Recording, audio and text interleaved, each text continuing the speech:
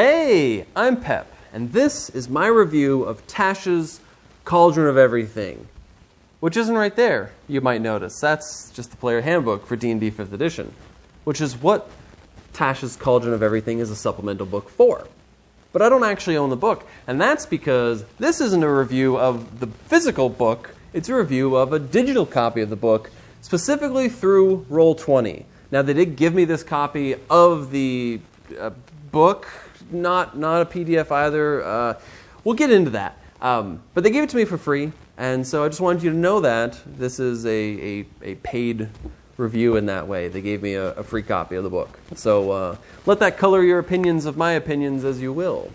But let's talk about the difference to me when it comes to a physical versus a digital copy, because that's important. I like having a physical copy of a book. You know, you can pick it up. You can read it, you can take it to the bathroom, you can read it in the bedroom, you can flip through the pages, you get that nice feel on your fingers of flipping through a book. But a lot of that stuff you can get using a PDF anyway. You can use it on your phones, you can have it in the bathroom, take it on a plane with you, read it that way. In fact, that way it's a bit smaller, it's more condensed, especially with a book like these. The D&D supplemental books are large. It's a little bit harder to pull in and out of, a purse or something along those lines. So that's kind of the weighted upside and downside. Now, a big upside for me when it comes to digital versions, specifically this one through Roll20, because it's not a PDF per se. It's something that's actually used through the Roll20 website or app, and you actually go into it.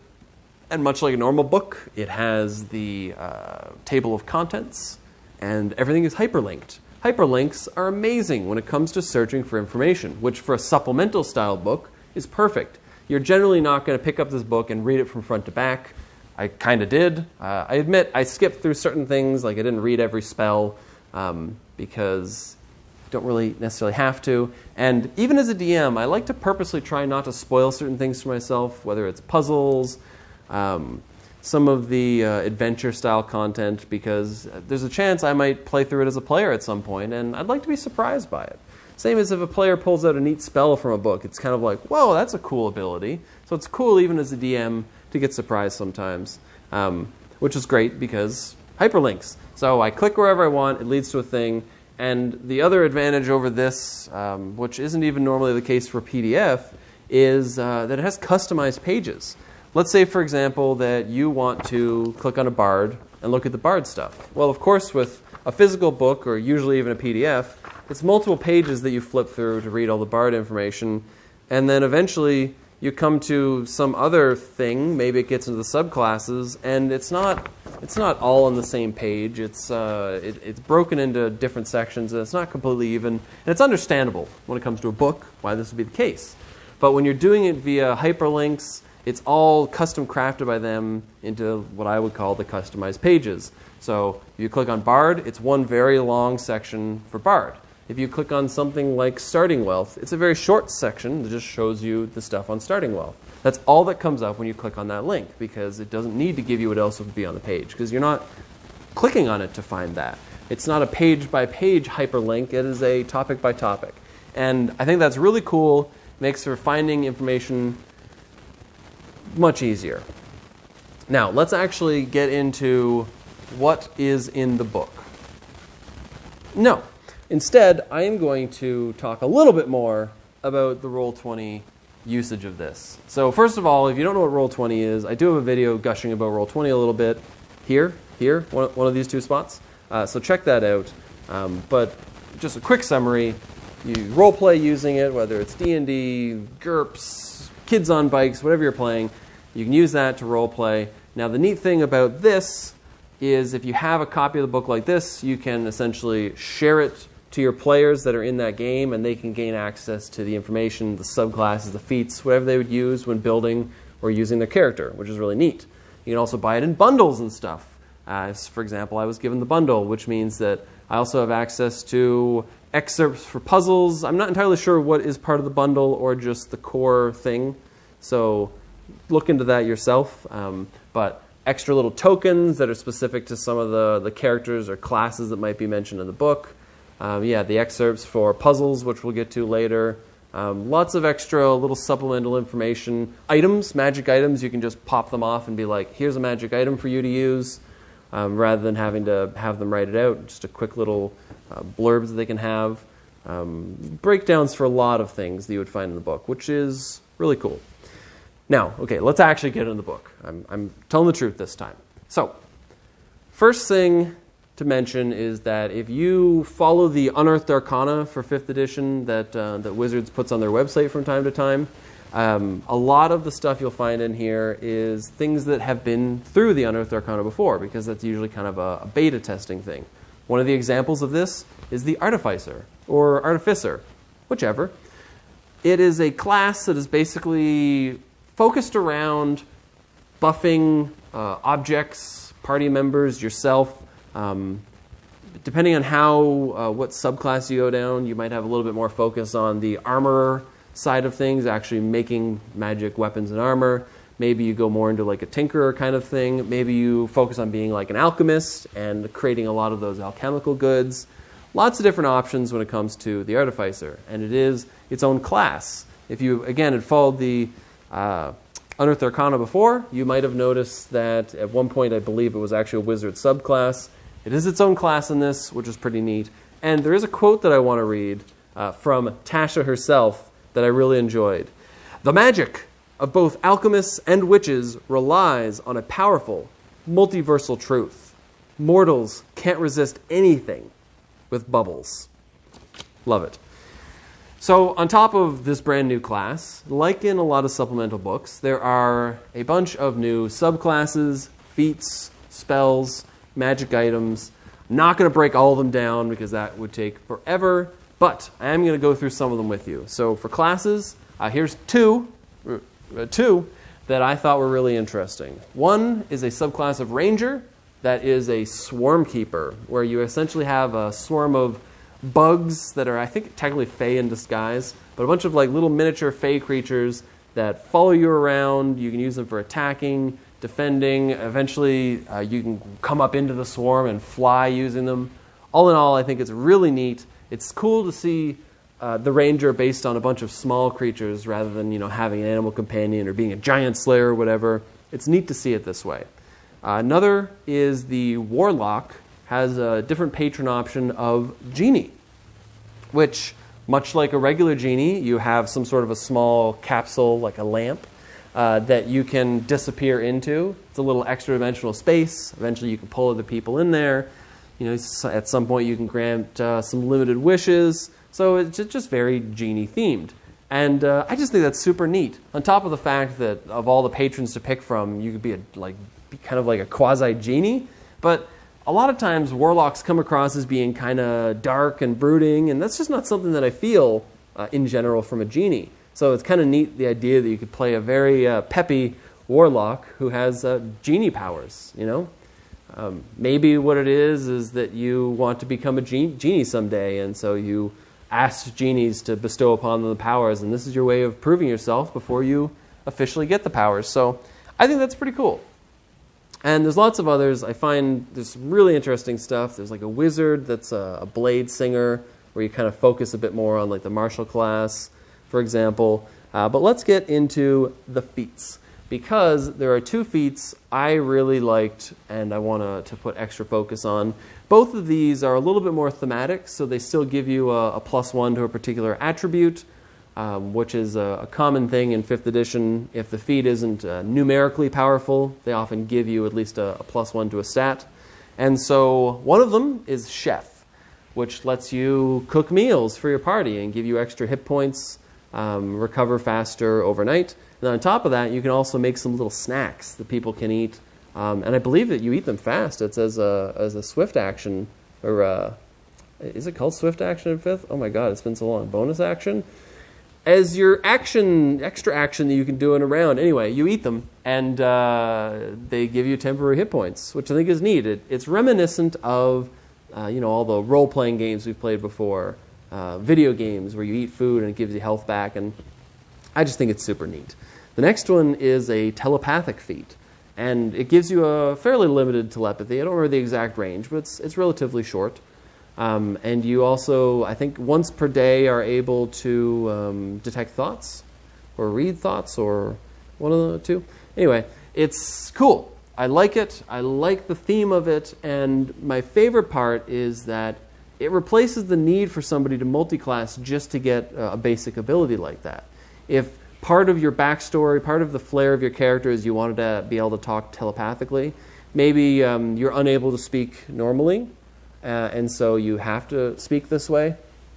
And so I think it's cool that instead of having to dip into Warlock or find some weird obscure race that has telepathic abilities, there's actually a feat that you can get. And the idea that you would have access to this kind of stuff potentially at first level is, I think, important. When you're building a character, depending on what level you start at and how many options you have when building the character, it's good to be able to get whatever your main theme, the main drive of your character is online fast. And if telepathy is kind of your main thing, then here you go.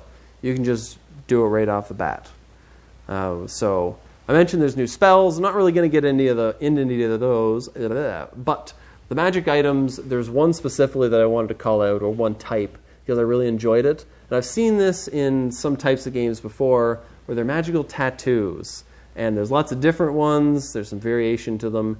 But the way that the tattoos work is, rather than being like a permanent tattoo that is placed on you, it is temporary, essentially. You have a needle, and you place that needle onto the spot you want the tattoo to go, and the needle dissolves itself into ink, spreads onto that spot, and that's where your magical tattoo is. At whatever point you want to get rid of it, you pull it off, and it pulls back into the needle. So the needle is the magic item more than the tattoo is, essentially. And it's neat that you can kind of pass it back and forth, and different people could use it. And I just think that's really interesting. And so the other thing about the tattoos is it just gives you options as a DM or even as a player for requesting magic items in the form of tattoos. It's this new type of magic item, essentially. And so some other effects that maybe you would have used on some boots or something before, you might be able to apply to a tattoo. And I just think that's really neat. That's it for the equipment-y side, but let's talk about some other things that are specifically helpful to the players, probably more than the DM. So the first one is patrons. And not like a warlock patron, but sort of like a warlock patron. You know when you're playing a game of D&D and you have this lord that is asking you to go off on this quest, and he's going to give you some sort of a monetary payment as a reward. Well, that's kind of the idea. But rather than it being just an informal, one-time thing, instead it's something that the campaign perhaps would actually be focused on. And the section in the book that goes into patrons actually breaks down the different types of patrons and the different kind of benefits that you would get for being part of that. Also, what they would expect of you. One of the examples is you might actually have a dragon as a patron or some other powerful being. And so the dragon would likely require treasure, and it sends you off on questing to find perhaps lost hidden treasures, so it doesn't have to do it itself. And then the reward, perhaps there's certain types of treasure it doesn't like so much. Maybe you get some magic items pawned off on you. You definitely get some amount of safety, protection, with people knowing that you have a dragon at your back, essentially. So there's lots of cool little things like that. And as I said, it breaks down different types and all the different rewards you can get for being a patron of them. And just for like a role-playing perspective, I think that's really cool. On the topic of role-playing perspectives, there's sidekicks, which were brought up in this, which is something that kind of already existed before. It's kind of like the NPC that'll follow the party around, possibly for the entire game, which sometimes is called like the DMPC, because it's usually what the DM will control. And this is a way to have that without it feeling quite so equal to the party. They level up like you do, staying on the same level, but the classes they have are broken down into three. There's an expert, a spellcaster, or a warrior, and these are essentially not necessarily weakened versions of the regular classes, but from what I can tell, they're a little bit more oriented around being helpful to the party. The fighter might be fairly good at tanking hits and have some abilities that help defend some of the party. The spellcaster looked like you can just pick from like the normal kind of spells that I have access to, so that's probably more up to the players to build it in that way. And the expert has bonuses for aiding another and things along those lines. But the cool thing is that on top of talking about how the sidekicks work, it also talks about how you might run a sidekick. Maybe it's as normal, controlled by the DM, or maybe you actually have the players as a group control them, just kind of almost like an extra tool in the party's arsenal, which is a neat concept. And maybe they roleplay the NPC, or maybe you continue to roleplay them and they just control them physically, which is a little weird, possibly, but you can make it work. One of the other options, of course, is to have a single player play as the sidekick. Now, there's two different ways to do this. One, if you're playing maybe in a two-player game, you actually have both those players each take on a sidekick, so that you have a party of 4. And that way the party can run cohesively in combat, for example, without the DM constantly having to, control the bad guys and the NPCs all at the same time. But then on top of that, and the option I think is the coolest, is just the option of letting a player be the sidekick instead of their regular character. Now, there's a few reasons you might do this. Maybe it's their first time playing D&D. Maybe they're just not super comfortable with the idea of building their own character, and so they'd rather play the sidekick role. Maybe it's temporary. Maybe this is to let them dip their foot in a little bit, and then a few sessions later when they're comfortable, the sidekick moves along, and then the player character that they've now created joins the party. Perhaps your patron suggested this person as an optional reinforcement to the party. So there's lots of ways you can go with that, and I think it's a cool mechanical way to have the NPC be part of the party without just having to have a literal full extra character that the DM completely controls and has to build all the time. So I think that's really cool. The last thing that's probably on the player side is Parlay. The next one is a little on the player side. So the Parlay feature is neat, very neat. If you've encountered creatures before in D&D, your DM might have let you roll knowledge checks so you can figure out kind of what the creature is, what some of its weaknesses or strengths might be. This is kind of an extension to that. It's a separate check that you can use to determine what a creature wants. And I love this because there's a bit of a random element to it. There's a table for each particular type of creature, like aberrations or dragons. And whenever you encounter a creature, you would roll in this table, and it can kind of show how it might be different in different regions of the world, and it makes it so game to game, just because you run into an ooze now doesn't mean that the next time you play D&D in a different campaign that the ooze is going to want the exact same thing. It might depend on situations. And I don't want to give too many examples. A lot of times, if it's humanoid creatures, a bribe is the kind of thing they're looking for. A fae might want to hear a story of your first love. A beast might just want some fresh meat. But my favorite of the randomness I've seen was an aberration that wanted to put a non-harmful graft onto your body. And if you accepted, that would kind of be the parlay with the creature. And I love this concept.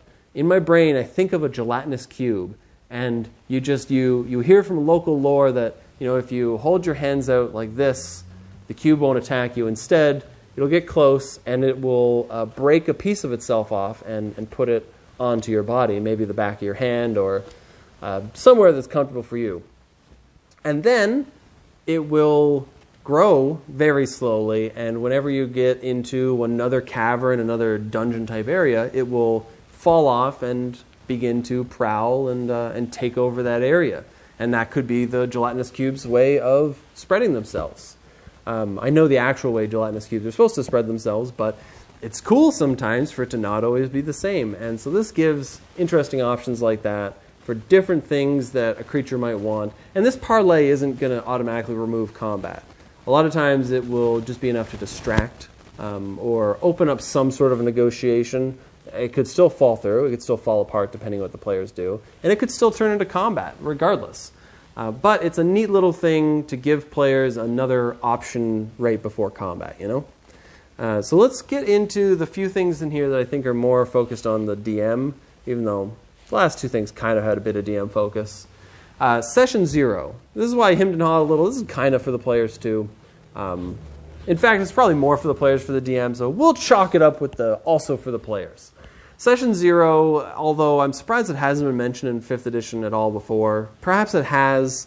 This is just them breaking it down a bit more, giving people more information. But it's something I've heard a lot of DMs use, regardless of whether it's the first time it being brought up in 5th edition. And as it sounds, it is a session that happens before the first session. What you use it for is up to you. Maybe all your characters have already been made, and it's just a nice 2-hour chat while your characters are in the tavern before the adventure begins, where they get to know each other a little bit. Maybe you actually do build characters together during this. But the main thing it's usually used for is to kind of set the theme, set the player and the DM expectations, and if anyone has any boundaries, different words, different phrases, different themes that they really don't want to deal with. Perhaps they're not comfortable with themes of an abusive relationship, even when it comes to like a fantasy role-playing setting. So they just say ahead of time, I really don't want any of that kind of thing to go on. You know, if someone's really not comfortable with any amount of sex or sexuality being expressed in role-playing, like that's not really what their escape is meant to do for them, they might specify that they don't really want, not necessarily that they don't want it in the game at all, but they just don't want it to focus on their character. They aren't in this for any sort of romance. And it's good to set those kind of boundaries. And it's good to talk with your players. And you know what? If your group know each other very well, it's possible that you open up session 0 and everyone basically just kind of head nods and says, oh yeah, no, like we all know we're fine with anything that any of us would say. But it's good, especially when you have some players that you maybe don't know as well. There's some things you wouldn't even think about, and maybe they would never come up in a game anyway. But it is better safe than sorry with this kind of thing, and it really doesn't take that long. And I think the aspect of actually getting the characters to know each other, you can even start to develop some stories between characters before the session starts, especially if you play with the party already knowing each other. Either way, Session 0 has almost infinite opportunities. It's a good little read, and on top of reading it in here, going out and reading more about Session 0 and what DMs will do with it is really good. I suggest checking that out. Now, the last couple things in the book are really DM focused, and first one are environmental hazards. Now, the book actually breaks down different types of these, whether it's more of a location-based thing, whether it's more of a weather thing. So one of the examples that brings up is fire rain, like it rains fire occasionally, and that's because some fire magic basically got loose up into the atmosphere, and maybe the clouds also had some amount of magic infused with them, so it was able to hold the fire in, and then at some point rained it down, and it talks about what it would do to a town, things that would ignite, how much damage people might take underneath the fire. It actually breaks down some interesting things about it. And there's quite a few of those kind of things. But there's also like terrain and area style effects related to having a particular influence on that area, whether it is a great old one has some sort of pull in that area, so it affects your mind. Maybe you can't gauge a distance properly, or you slowly start to turn mad. Or perhaps it's a haunted area, something where a lot of death happened, and there's a lot of ghosts lingering around. Maybe not even in physical form, but just in a form enough that it affects the area. One of the ones I liked, and it also breaks down in a particular area what might first cause these effects to crop up. For example, the first time someone sleeps. A particular thing might happen where you wake up and you're drawn to a particular building in the area, whatever the closest building is, and you're drawn there and you are compelled to stay there until you pass a wisdom save or whatnot to break free. I think you get to make a save every hour or anytime you take damage, but it's neat, the idea that you might wander away during the night and then just kind of come back and everyone's like, you've been gone for hours, what happened? And you'd be, oh, I thought it was only a couple minutes, you know, and maybe they don't catch you. Maybe you just go back and go to sleep. You debate if it's a dream. Maybe you're freaked out enough by the event that you don't want the party to go back and check things out, so you don't even bring it up. There's lots of cool role-playing opportunities, and you're not going to find these areas all the time, whether it's like a dead magic zone, but there's definitely places where this would be applicable. If you visit an old battlefield that's regarded as a famous spot where a lot of death had occurred, there's a good chance that it might actually have that haunted element. If you explore somewhere where a lot of fire elemental activity had become maybe near a volcano where a plane to the elemental plane of fire, or a portal to the elemental plane of fire had been opened up until recently, there might be some sort of a long-lasting effect based on that. And so it's cool. It's the kind of thing that I think the DMG broke down that these things might exist at some point, but this goes into more detail and gives you a random table for some things and some more physical elements and role-playing elements that'll come up because of them. I think that's super neat. Now, last thing in the book are puzzles. And as someone who really enjoys escape rooms and the like, seeing these puzzles in here is cool. They're very detailed, and I don't want to get into too many of them. I read into a few, but I wanted to skip some just again, so I have some things left that can surprise me of other people to use these puzzles. But I will give a partial spoiler on the first puzzle that comes up, because I think it gives a good example of how the puzzles might work. So it's a room with quite a few paintings. And on these paintings, you notice various numbers of particular monsters. Maybe there's one beholder, or one goblin, 2 beholders, 3 bugbears, whatever. And there's a plaque, perhaps above the door, if it's related to the door. Perhaps it's on the floor. Perhaps there's a separate painting that has no creatures, that just has this inscription on it. The inscription says something along the lines of, if you expect to survive the perils ahead, you must count on the monsters within.